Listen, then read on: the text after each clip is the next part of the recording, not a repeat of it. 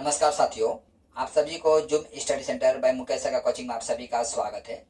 आज मैं आप सभी के सम्मुख असम में ब्रिटिश विरोधी और जागरण और कृषक विद्रोह इन टॉपिक से संबंधित आज की क्लास में मैं डिस्कस करने वाला हूं। जिस तरह से आप जानते हैं, नॉर्थ ईस्ट में आपका कई राज्य हैं, जिसमें नागालैंड, मणिपुर, मिजोरम, कोहिमा, त्रिपुरा, अरुणाचल और एक असम भी है।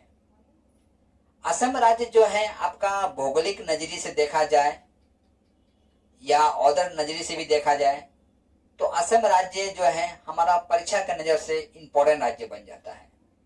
यही कारण है कि आपका आए दिन कॉम्पिटिटिव लेवल का एग्जाम में आपका असम से संबंधित कई परीक्षा में प्रश्न पूछे गए हैं।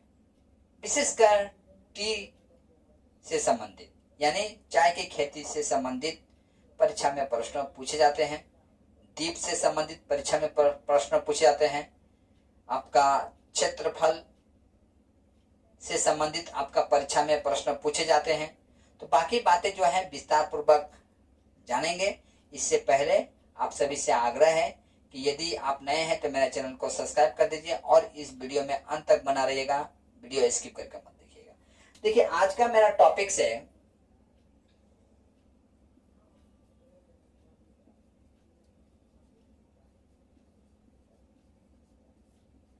असम में ब्रिटिश विद्रोही। असम में ब्रिटिश विद्रोही जागरण, ठीक है, और किसान आंदोलन कर सकते हैं।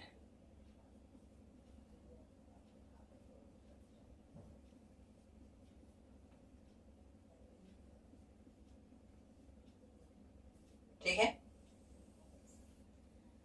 तो देखिए, हम जानते हैं कि असम में भी ब्रिटिशों का शासन था और जिस तरह से हम जानते हैं 1826 ईस्वी में यानुगुच संधि होता है और यानुगुच संधि के तहत असम जो है ब्रिटिश साम्राज्य के अंतर्गत चली जाती है और असम पर ब्रिटिशों का अधिकार हो जाता है।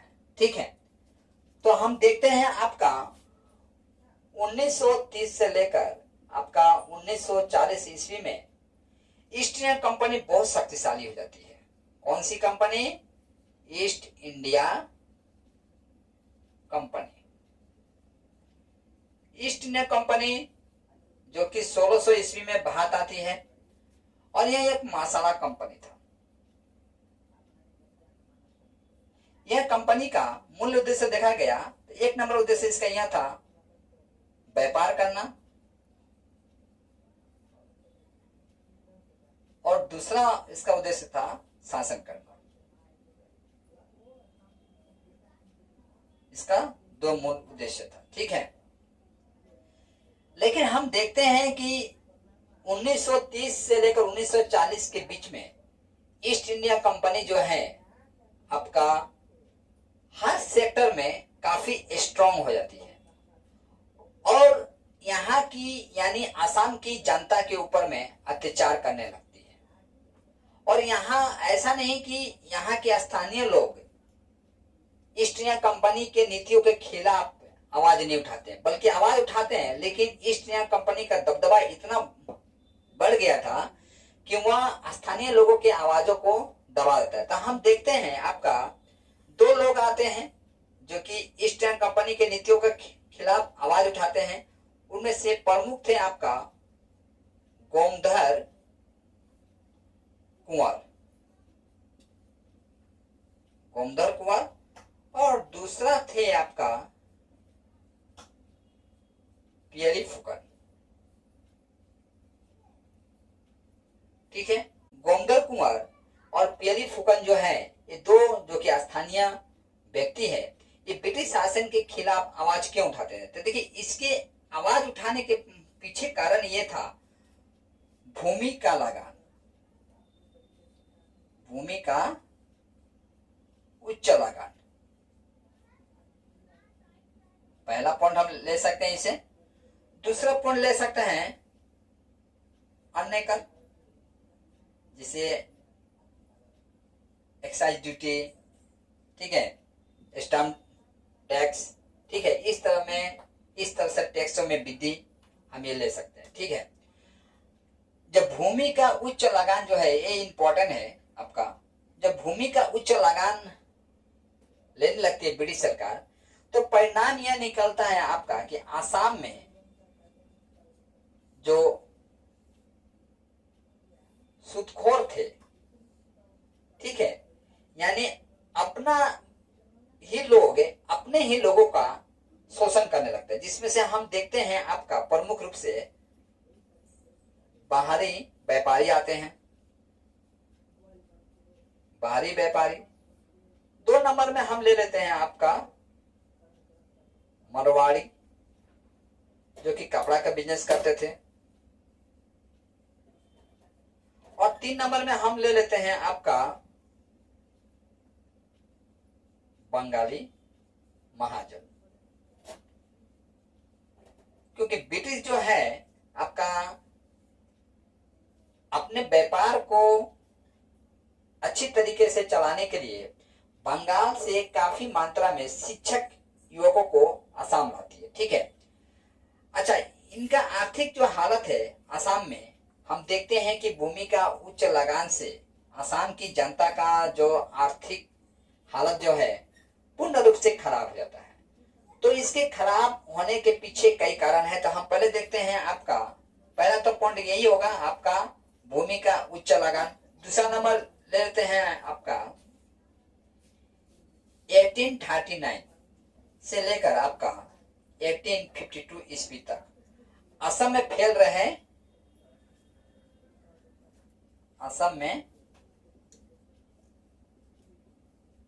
रहे हैजा और चेचक, ठीक है।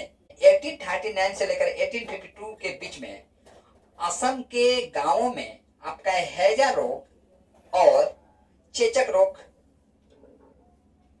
काफी उच्च दर में फैला हुआ था, जिससे गांव के गांव उजड़ रहे थे।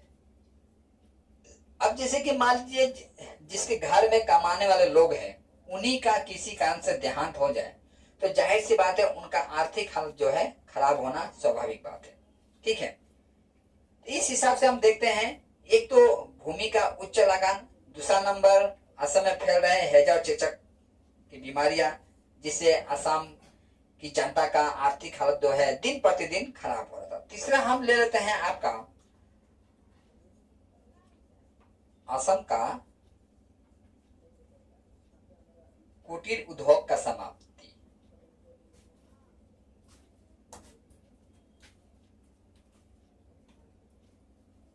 ठीक है। असम की जनता जो है आपका एंडी मूंगा, यानी एंडी मूंगा एक प्रकार का कीड़ा है। इससे क्या करते हैं लोग, कपड़ा बनाते हैं, कपड़ा बुनते हैं या कपड़ा बनाते हैं, जो भी है। यह कपड़ा जो है आपका विश्व स्तर में काफी मायने रखता है। यह कपड़ा आज भी आप आसाम जाइए और आसाम में जाकर ये एंडी मूंगा का कपड़ा यदि आप लेते हैं तो आपको काफी उच्च दाम में खरीदना पड़ता है, और ये लास्टिंग भी करता है। तो ब्रिटिश सरकार क्या कर रही थी, अपने कंपनियों से निर्मित जो कपड़ा जो है उसे मार्केट में उतार दिया था, और वो कपड़ा देखने में स्टाइलिश हुआ करता था और कम रेट होता था। अब आसाम की जनता जो है एंडी मूंगा कपड़ा ना पहनकर ब्रिटिश सरकार द्वारा निर्मित जो कपड़ा था उसका उपयोग करना आरंभ कर दिया था। परिणाम स्वरूप ये होता है कि आसाम के जो कुटीर उद्योग है, यानी जो कपड़ा बनाने का जो कार्य कर रही थी, उसका समाप्त होता है। यानी आसाम की जनता की पैरों पर आर्थिक कुल्हाड़ी पड़ जाती है, जिसके कारण उनका कमर टूट जाता है, ठीक है। देखिए, मैं चाहूंगा इतना पे स्क्रीनशॉट लीजिए, इसके पश्चात हम लोग आगे की तरफ बढ़ते हैं। देखिए, ऐसा नहीं कि ब्रिटिश सरकार जो है आपका आसाम की जनता पर अत्याचार करता था और यहाँ के स्थानीय जो लीडर जो थे वो ब्रिटिश सरकार के नीतियों के खिलाफ आवाज नहीं उठाते थे, ऐसा नहीं था। बल्कि यहाँ के स्थानीय जो लीडर जो थे वो आवाज तो उठाते थे, पर ब्रिटिश सरकार जो था वो उसका एक नहीं सुनता था, बल्कि उसका अपमान करता था या दंड देता था। ऐसा ही एक घटना हम आपको बताते हैं। आपका 1851 ईस्वी में 1851 ईस्वी में आपका हम देखते हैं स्थानीय लीडर जो है आपका, उनका नाम है आपका आनंदराम ढेकिया फुकन।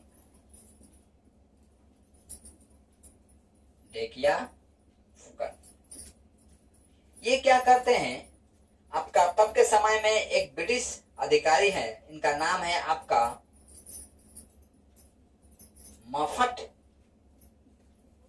मिल्स साहब। ठीक है, साहब अब जानते हैं, साहब जो है तो नाम नहीं होगा। मफट मिल्स साहब इन्हें एक पत्र लिखते हैं। ठीक है, क्या लिखते हैं? पत्र लिखकर स्थानीय जो किसान है उनकी दशा का बारे में पूरी तरह से अवगत कराते हैं। लेकिन ये मफ्ट मिल साहब जो है, जो कि ब्रिटिश है आपका, ये क्या करते हैं, किसानों की दशा सुनने की जगह इन किसानों को क्या करते हैं, अपमान करते हैं। ठीक है, अपमान कर कर भगा देते हैं वहां से। ठीक है, और आनंदराम ढेकिया फुकन जो कि एक पढ़े लिखे लीडर थे, इनकी एक बात नहीं सुनते हैं। कौन? आपका मफ्ट मिल साहब। ठीक है, अब हम देखते हैं ब्रिटिश क्या करती है। अब असम की कंपनियों को चलाने के लिए या ब्रिटिश अपने कार्य को सुचारू रूप से चलाने के लिए बंगाल से नवयुवक को, शिक्षित नवयुवक को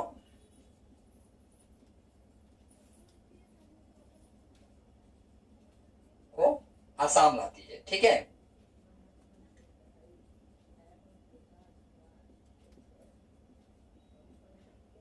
दूसरी तरफ हम देखते हैं आपका असम में कुछ टाइटल ऐसे हैं जो कि आप संभवतः आप नहीं सुने होंगे, लेकिन मैं यहाँ बताना चाहूंगा आपका। जिस तरह से असम में आप कभी आएंगे तो ये सब टाइटल आपको सुनने को मिल जाएगा। फुकन, ठीक है, बरुआ, इसके बाद राजखुआ, ये टाइटल है यहाँ का। ये लोग क्या करते हैं, ये अपने ही जनता का शोषण करने लगते हैं, क्योंकि ब्रिटिश क्या करती है, इन लोगों को उच्च पद पर आसीन कर देती है। यानी ब्रिटिश शासन के अंतर्गत ये लोग कार्य करते हैं। ठीक है, ब्रिटिश शासन के अंतर्गत कार्य करते हैं। अब ये लोग बड़े बड़े पद पर आसीन हैं, फुकन, बरुआ, राजखुआ, और ये लोग क्या करते हैं, अपने ही जनता का बड़ी क्रूरता के साथ, ठीक है, बड़ी क्रूरता के साथ क्या करते हैं, टैक्स कलेक्ट करते हैं।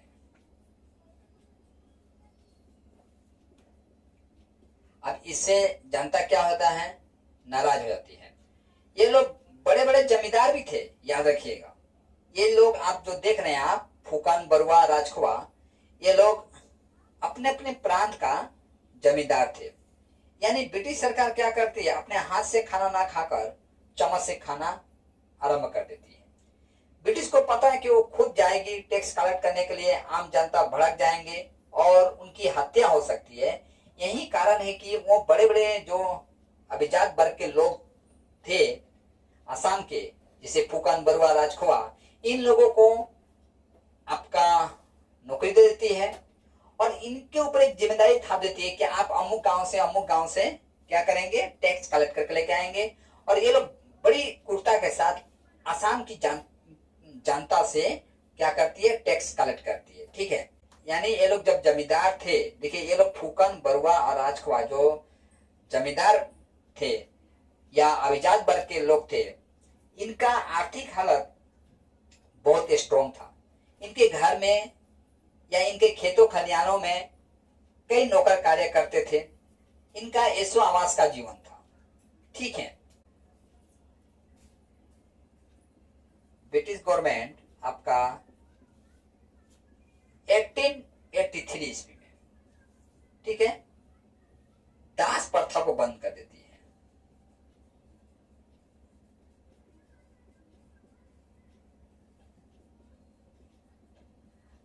देखिए, दास प्रथा जब बंद हो जाता है तो इन लोगों का घर में जो नौकर कार्य कर रहे थे, अब उनको ये नौकर नहीं मिल रहा है।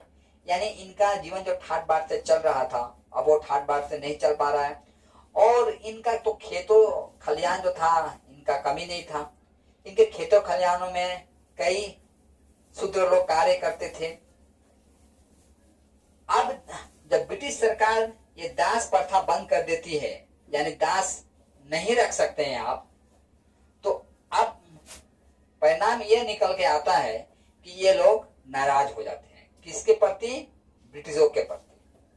ठीक है, और हम देखते हैं आपका असम के जो पुरोहित वर्ग के लोग थे, ठीक है, या अभिजात वर्ग के लोग थे, ठीक है, वो लोग दास नहीं रख पाते हैं। यानी काफी संख्या में दास नहीं रख पाते हैं।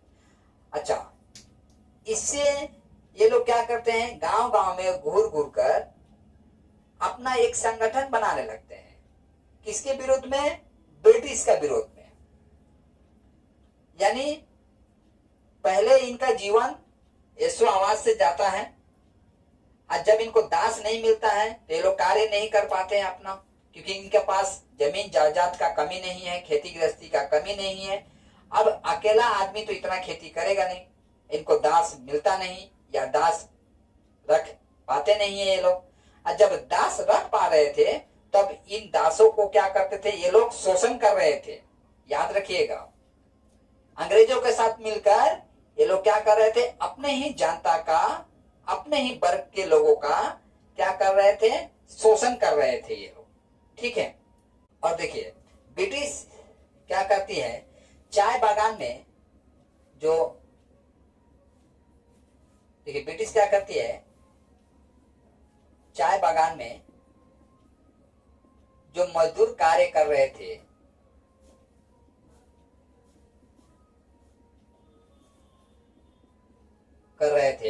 उन्हें क्या कर देती है, मुक्त कर देती है। यानी चाय बागान सर्वप्रथम किसका होता है, अभिजात वर्ग लोगों का, अभिजात वर्गों का लोगों का। ठीक है, अब ब्रिटिश क्या करते हैं, इनसे चाय जो बागान था उसे छीन लेती है। ये चाय बागान ब्रिटिश छीन लेती है। अब ब्रिटिश जब इनसे चाय बागान छीन लेती है तो ये क्या हो जाएंगे, नाराज हो जाएंगे। किसके प्रति नाराज हो जाएंगे, ब्रिटिश के प्रति।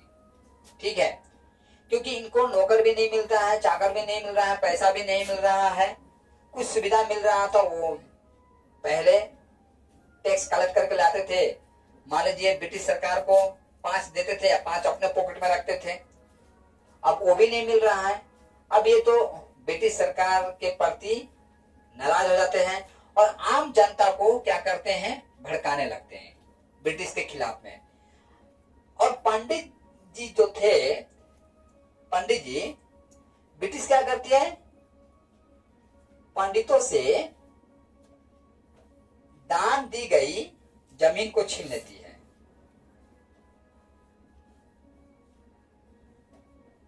जमीन छीन लेती है। यानी ब्रिटिश सरकार बोलती है कि ये जमीन पर किसका अधिकार है, सरकार का अधिकार है। तो सरकार में कौन है, हम है, तो ये आपका कैसे हो सकता है, आप इतना जमीन नहीं रख सकते हैं।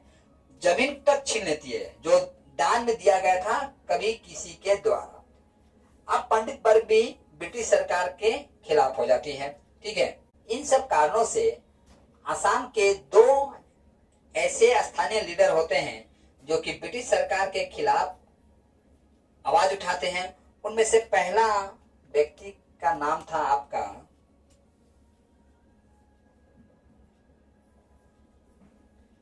गोमधर कुंवर, पहला व्यक्ति।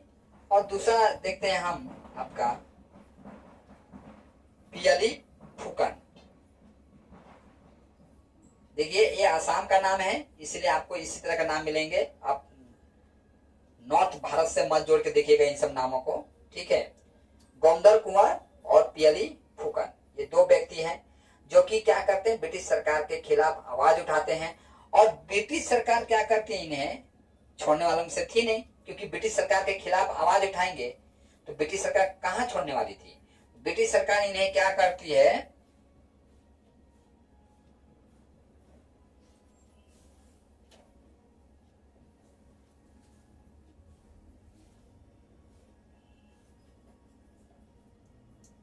देखिए ये दो व्यक्ति जो हैं आपका, ये ब्रिटिश सरकार के खिलाफ आवाज उठाते हैं, लेकिन ब्रिटिश सरकार इन्हें दबा देती है, ठीक है। ब्रिटिश गवर्नमेंट इनके आवाज को दबा देती है, ठीक है। देखिए इस तरह से मैं आपको असम में ब्रिटिश विरोधी जागरण से संबंधित बेसिक स्ट्रक्चर आज की क्लास में मैं आपके सम्मुख रखने का प्रयास किया हूं। और इस तरह से मैं असम का मैं उन सारे विद्रोह से संबंधित अपने चैनल में या अपने क्लास में मैं डिस्कस करूंगा, जो कि आपका कॉम्पिटिटिव लेवल का एग्जाम के नजर से देखा जाए तो अत्यधिक इंपॉर्टेंट है। तो जाने से पहले मैं आप लोगों को कहना चाहूंगा कि आप इसका स्क्रीनशॉट ले लीजिए, संभवतः आपको नोट बनाने में काफी लाभदायक सिद्ध होगा। और आप मुझे आज की क्लास यहीं पर समाप्त करने का अनुमति दीजिए। जय हिंद।